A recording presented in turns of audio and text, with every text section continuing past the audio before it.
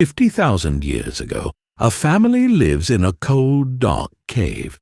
The wind is loud, the fire is small, and a big, strong human, not like us, but close, sits by the fire. He is a Neanderthal. You probably know one word for people like him. Caveman. Grunting, stupid, slow. Well, get ready, because that story is wrong. Today we meet the real Neanderthals. They made fire. They made tools.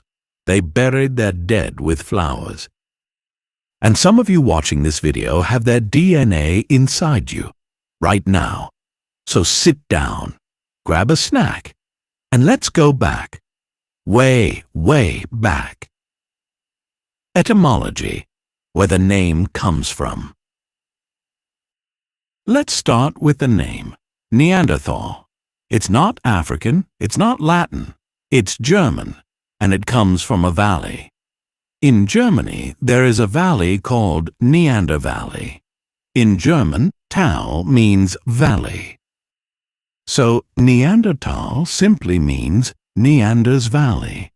But who is this Neander guy? He was a priest. He loved nature. He liked to walk in this valley and write songs. So people named the valley after him. Then, in 1856, workers found some old bones in a cave in that valley.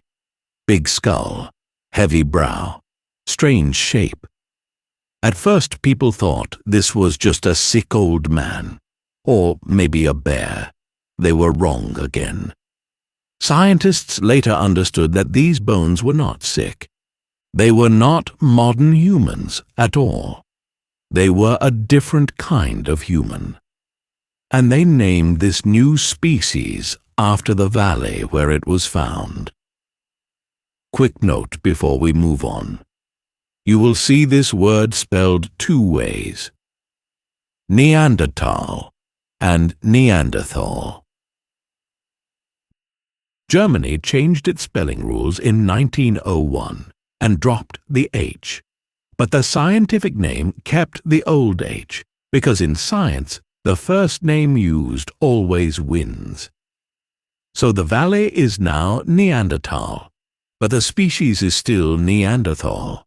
Confusing? Yes. Welcome to science. Evolution. How they came to be. Okay, so where did Neanderthals actually come from? Around 400,000 years ago, in Europe, an older type of human lived. Scientists call them Homo heidelbergensis. Big name, we know. Slowly, very, very slowly, this population changed. Their bodies got shorter, their brows got heavier, their skulls got a strange bump at the back. Why? Because Europe was freezing. Ice ages came again and again. And when your world turns into a giant freezer, your body has to adapt, or you don't survive. So over hundreds of thousands of years, natural selection built the perfect winter human. Thick body, strong bones, built for cold, not for comfort. Neanderthals split from the ancestors of modern humans a long, long time before that, somewhere in the early Middle Pleistocene, science speak for a really, really long time ago. Modern humans stayed in Africa and kept a warm weather body plan. Neanderthals stayed in Europe and became cold weather specialists. Same family, two very different paths. Kind of like two brothers. One moves to the beach, one moves to the mountains. 10 generations later, nobody would guess they're related. Demographics, who they were, and how many. Here's something that might surprise you. There were never many Neanderthals. Scientists think the total number of Neanderthals able to have children at any one time was only about 3,000 to 12,000 people. In the whole world. That's smaller than some towns today. and life was hard. Very hard. About 80% of Neanderthals who reached the age of 20 were dead before 40. Nearly half of all Neanderthal babies died before growing up. Small groups, short lives, tough world. They lived in small bands, maybe 10 to 30 people. They probably knew their neighbors a little, but they rarely met strangers from far away. And here's the twist. This small population might be exactly what doomed them later.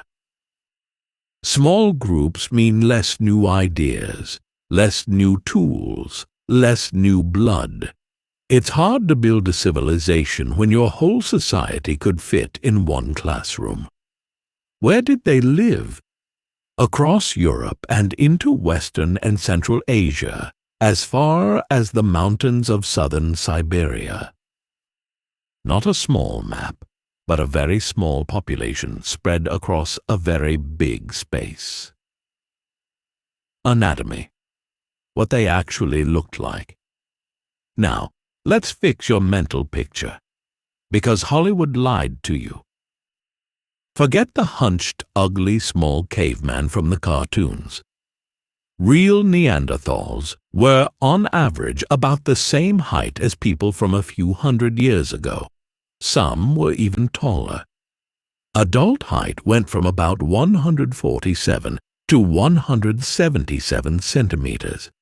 That's a normal human range. But they were built like tanks, wide chest, strong bones, big muscles. Their hips were about 31% wider than ours. Imagine a rugby player crossed with a bodybuilder. That's closer to the truth. Now, the face. This is where it gets interesting. Heavy brow ridge over the eyes, no chin, like none at all. A big wide nose, probably built to warm freezing air before it hit their lungs, and a strange bony bump at the back of the skull like a built-in headrest. And the brain? Here's a fact that will blow your mind. Neanderthal brains were on average bigger than ours. Bigger, not smaller. So why do we call them primitive? Good question. Scientists think it wasn't the size of the brain. It was how the brain was organized. Big house, different furniture, you could say. One more thing. Their bodies show serious damage. Broken bones, healed injuries. Even one man with an amputated arm, almost 80 to 94% of Neanderthal skeletons, shows signs of major injury. Living close to wild animals with only a spear? Yeah, that'll leave a mark. Culture, their way of life. So were Neanderthals just brute strength and no brains? Let's look at the evidence. They made stone tools, sharp, useful tools, called Mousterian tools. It took real skill. They controlled fire. Some caves even show 8 fireplaces in a neat row, like Stone Age apartment heating. They probably wore blanket-like coverings and simple ponchos made from animal skin, though we found no needles, so no fitted jackets. Sorry, no Neanderthal Fashion Week.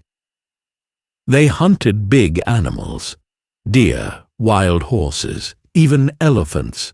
At one site in Germany, they hunted giant elephants again and again, maybe once every 5 or 6 years. That's not luck. That's planning. They cooked meat. They may have used herbs for flavor or for medicine. They even cracked open crabs to eat them. Neanderthal seafood night. Who knew? And here's the part that really breaks the dumb caveman myth. They buried their dead. Not just dumped them, buried them, sometimes with objects. Sometimes, it seems, with flowers. One famous grave in Iraq had pollen from wildflowers around the body. Was this a funeral full of meaning? Or did small animals just carry flower pollen into the cave by accident? Scientists still argue about this one. What do you think? Flowers for the dead, or just a coincidence? They also collected pretty things. Shells, crystals, eagle feathers. Maybe used to show status, like some kind of Ice Age jewelry. Not proof of art exactly, but definitely proof they weren't just eating and sleeping. Interbreeding, the family secret. Now for the biggest twist in the whole story. In 2010, scientists finally read the full Neanderthal genome, basically, their complete DNA code. And the result shocked everyone. Neanderthals and modern humans didn't just live near each other. They had children together. Yes. Really. So today, if your ancestors came from outside Africa, you probably carry about 2% Neanderthal DNA. Right now, in your body. Reading this script kind of makes Neanderthal a strange insult to use, doesn't it? Interestingly, this mixing seemed to have gone mostly one way. Neanderthal fathers, modern human mothers. We know this because Neanderthal DNA passed through mothers, which we can track easily, is almost completely missing today. Something about that pairing worked. The other direction, not so much. And it wasn't just a one-time thing. It happened in more than one wave over thousands of years in different places. Neanderthals even mixed with another mysterious group called Denisovans, way out in Siberia. It's basically an ancient soap opera. 3 different human species, all mixing, all overlapping, all leaving pieces of themselves behind. Drama worthy of primetime TV, just 50,000 years early. Extinction, the end.